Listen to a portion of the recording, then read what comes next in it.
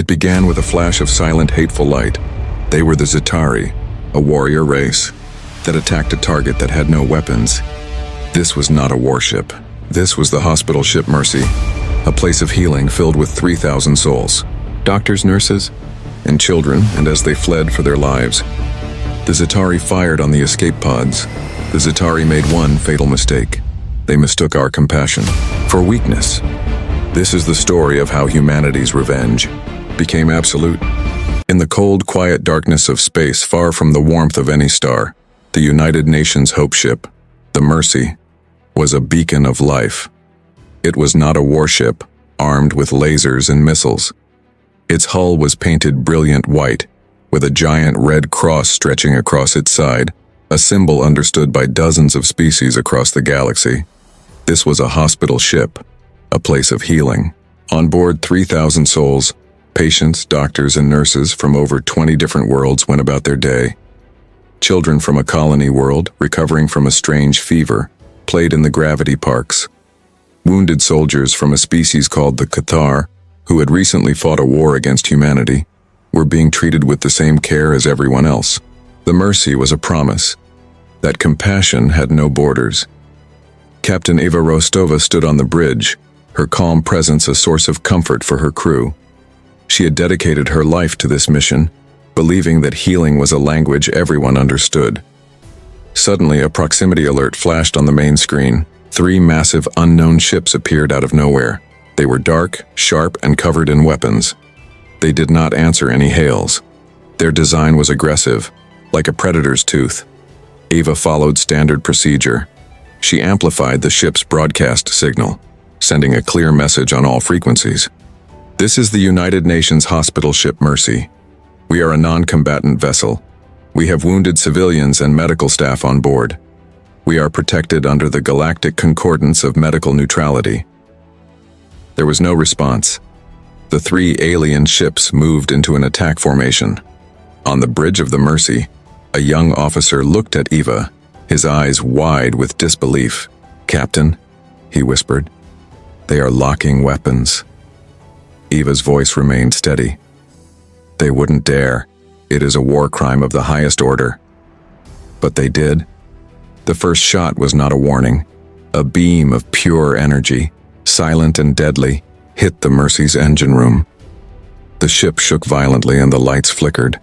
Red emergency lights bathed the corridors in a terrifying glow. Alarms screamed through the ship. In the medical bays, Dr. Admiral Thorne was performing a delicate surgery on a Cathar child. The jolt threw him against a wall. He scrambled back up, his heart pounding. "What was that?" his assistant cried. The alien ships were systematic. They weren't trying to destroy the ship outright. They were disabling it with cruel precision. They targeted life support, plunging sections of the ship into freezing darkness. They targeted the communication array, cutting the Mercy off from any hope of calling for help. Then, they did the unthinkable. They fired on the escape pods as they tried to launch. It was not a battle, it was a slaughter. Aris and his team tried to move their patients to the more secure parts of the ship, but chaos was everywhere. Through a viewport, he saw one of the alien ships, a monstrous shape of dark metal, and for a moment, he saw the face of pure, senseless hatred. On the bridge, Captain Rostova knew they had only minutes left. Her crew was fighting to keep the ship alive, but it was a losing battle. The final transmission from the Mercy was not a plea for help. It was a testament. Eva activated the ship-wide emergency beacon, pouring the last of the ship's power into one single compressed data burst. It contained everything: the ship's logs, the medical manifests, and the final horrifying moments recorded by the bridge's camera. She stood tall as the view screen showed the alien ships closing in for the final blow. Her last words were not for her crew, but for history. "Let it be known," she said, her voice clear and defiant, "that we were healers. We were the best of humanity, and we were not afraid." The data burst shot out into the void, a silent scream traveling towards Earth. A moment later, a final blinding flash consumed the United Nations hope ship Mercy. Then there was only silence. The message from the Mercy arrived at Earth High Command in Geneva like a ghost. For 3 minutes, the most powerful military leaders in human history stood in absolute silence, watching the final recording from Captain Rostova's bridge. They saw the flash of the first attack. They saw the calm defiance on the crew's faces. They witnessed the murder of 3,000 innocent souls. When the screen went black, the silence in the room was heavier than any scream. The grief was a physical thing, a cold weight in the air. But beneath the grief, something else was stirring. A cold, focused rage. The attackers were identified as the Xetari Imperium. The Xetari were a warrior race known for their aggressive expansion, but they had never done anything like this. Attacking a hospital ship was a line that even the most brutal empires did not cross. It was a declaration that to the Xetari, humanity was not just an enemy, it was nothing. This was not an act of war. It was an extermination. The president of the Earth Alliance addressed the solar system. "We offered peace," she said, her voice shaking with controlled anger, "and they answered with fire. We offered mercy, and they answered with death. They have mistaken our compassion for weakness. They will not make that mistake again." In a quiet home outside the city, retired Fleet Admiral Thorne watched the broadcast. He was a legend, a brilliant strategist who had won wars with his mind, not just his ships. He was also the grandfather of Dr. Eris Thorne, who had been on the Mercy. When the call came, he did not hesitate. He was recalled to active duty to lead Earth's response. At his first briefing, Thorne was quiet. The other generals presented plans for immediate, overwhelming force, a direct assault on the Xetari home world. Thorne listened patiently. When they were finished, he walked to the front of the room. "What they did was not an attack," he said, his voice low and dangerous. "It was a message. They believe we are weak, emotional, and predictable. A direct assault is what they expect. We will not give them a glorious battle to fight." He outlined a new strategy, something he called Operation Total Consequence. It was not about destroying the Xetari. It was about dismantling them. He explained, "We will not just defeat their fleet. We will break their ability to make war. We will turn their pride into shame. We will make them an example to the rest of the galaxy, a lesson written in the history books for 1,000 years. When we are done, everyone will know that humanity's compassion is protected by a fire that will burn any who dare to touch it." The plan was bold and terrifying. It was not a plan for a war. It was a plan for a complete and total teardown of an entire civilization's warrior identity. The room was silent once more, but this time, it was the silence of awe and deadly purpose. The sleeping giant of Earth was awake, and its first move would be completely unexpected. The Xetari Imperium was arrogant. Their victory over the Mercy had proven in their minds that humans were weak. Their spies reported that Earth was in chaos, mourning, and divided. The Xetari military leaders laughed. They moved their grand armada to a strategic location, a nebula that served as a choke point for any fleet coming from Earth's solar system. They were ready for a fight. They craved it. For the Xetari, glory was found only in battle. Weeks passed. The Xetari armada sat waiting, their engines humming, but Earth's fleet never came. There was only silence from the human solar system. On the galactic communication channels, the Xetari began to mock humanity. They called them cowards. They broadcasted images of their powerful warships daring Earth to respond. The rest of the galaxy watched, holding its breath. Had the Xetari miscalculated, or was humanity truly broken by the loss of one ship? Then, the first strike of Operation Total Consequence happened, and it was not a battle. It was a whisper. Across 12 different star systems deep within the Xetari Imperium, a series of small, unexplained explosions occurred. A major fuel refinery on their moon of Xylar went offline. A network of communication satellites in the Xephos system suddenly stopped transmitting. A critical munitions factory on a remote asteroid belt reported a catastrophic failure. These were not accidents. They were the work of Earth's Ghost Fleet, a small group of advanced stealth ships that had been secretly positioned weeks in advance. They moved like shadows, striking with precision and disappearing before anyone knew they were there. Each strike was a pinprick, small and insignificant on its own. But Admiral Thorne was not using a sword. He was using a surgeon's scalpel. He was not attacking the Zetarii military. He was cutting off its blood supply. The Grand Armada, waiting for a glorious battle, was now stranded. They had enough fuel for their warships, but not for a long campaign. Their resupply lines were cut. Their long-range communications were crippled. The proud Zetarii warriors were now sitting in a cage, and they didn't even know it yet. The Zetarii commanders at the nebula were confused. Reports from their home systems were patchy and contradictory. They still believed Earth was too scared to face them. Their arrogance was their biggest blind spot. On board the Earth command ship, the Vengeance, Admiral Thorne watched the data flow in. The Ghost Fleet had been successful. The first phase was complete. "They are blind, deaf, and stranded," he told his officers. "They are still a powerful fleet, but a warrior who cannot move or speak is no longer a warrior. He is a prisoner."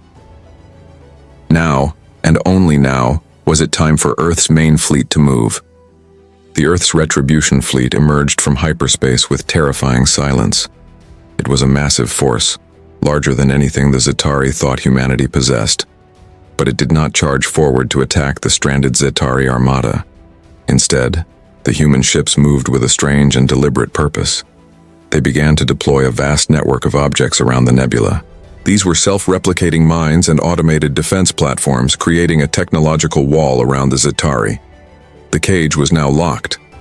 The Zetarii commander, a feared warrior named Kalar, watched in confusion. This was not how war was fought. There was no honor in this. Then he received a message. It was not a demand for surrender.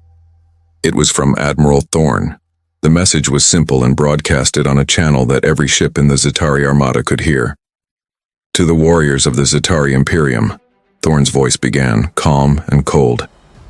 "You came to us seeking a battle. You will not find one here. Your leaders sent you here to die for their pride based on a lie that we are weak." Suddenly, every view screen in the Zetarii fleet changed. It was the footage from the UNSS Mercy.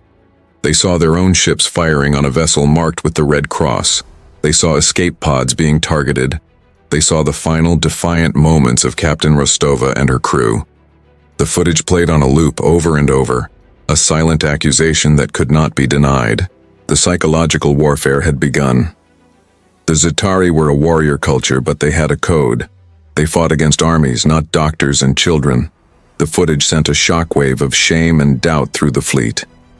The younger soldiers, who had been told that humans were monsters, saw the truth for the first time. Thorne's message continued. "Your government is in chaos. Your supply lines are gone. Your communications are cut. You are alone. We are not here to destroy you. We are here to give you a choice. Sit and watch the fall of your leaders, or open fire and be erased without honor." Panic started to spread among the Zetarii. Their ships were powerful, but trapped. They could try to fight their way out. But the minefield was dense and Earth's fleet was waiting. Days turned into a week. The constant loop of the Mercy's final moments began to break their morale. Fights broke out between officers who wanted to attack and those who felt betrayed by their leaders. The proud Zetarii armada was eating itself from the inside out. They had been bred for glorious combat, but Admiral Thorne had denied them a battle. He had trapped them in a cage of their own shame, forcing them to listen to the echo of their greatest crime. With the Zetarii armada trapped and tearing itself apart, Admiral Thorne executed the most devastating phase of his plan. This was the true retaliation, and it was not aimed at the soldiers, but at the leaders who had given the order. A small, elite group of Earth's special forces, using experimental teleportation technology, conducted a series of lightning raids on the Zetarii homeworld. They did not attack military bases or cities. They bypassed all defenses and appeared inside the fortified bunkers of the Zetarii War Council. The Zetarii leaders, who had felt safe and untouchable, were captured without a single shot being fired. They were not killed. They were taken to face justice. At the exact same moment, a small task force of heavily armed human ships jumped into the heart of the trapped Zetarii fleet. They ignored the massive battleships and destroyers. Their targets were the command and control ships, the nerve centers of the Armada. The attack was swift and brutal. Within minutes, the leadership of the Zetarii fleet was eliminated, leaving thousands of ships leaderless and in complete chaos. The warriors who had been arguing about whether to fight were now adrift, with no one to give them orders. Then, a final message from Admiral Thorne was sent to every remaining Zetarii ship. Your leaders have been removed from power. They will stand trial for the murder of the 3,000 souls on the Mercy. Your command structure is gone. Your war is over. The Zetarii soldiers were stunned. Their entire empire had been decapitated without a single major battle. They had been defeated not by weapons but by strategy. Thorne's message concluded with an offer that was both an insult and an act of unbelievable mercy. Your ships are low on fuel and supplies. We have detected life support failures on several vessels. Our medical ships are standing by to offer aid and assistance. Humanity's response to an act of unimaginable brutality was to offer help. The devastating retaliation was not about destruction, it was about humiliation. The Zetarii warrior pride was shattered. They had been beaten, disarmed, and then offered charity by the very people they had tried to wipe out. They had prepared for a storm of fire, but humanity had responded with the cold, precise cut of a surgeon's blade, removing the cancer of the Zetarii leadership and leaving the rest of the empire to face the shame of their actions. This was a defeat from which their warrior culture would never recover. In the aftermath, the Zetarii Imperium did not burn. It collapsed. Without its warmongering leaders, the empire crumbled into a protectorate overseen by a new galactic coalition, with humanity at its head. The captured Zetarii Council was put on trial in front of the entire galaxy. The primary evidence against them was the final defiant broadcast from the UNSS Mercy. There was no defense. The galaxy learned that Earth's devastating retaliation was not just about power, but about justice. Humanity's reputation was changed forever. They were no longer seen as naive healers. They were now viewed as the galaxy's silent guardians. Their compassion was not a weakness. It was a core principle they would defend with terrifying intelligence and overwhelming resolve. The message was clear. If you attack the best of humanity, you will face the absolute worst of their righteous fury.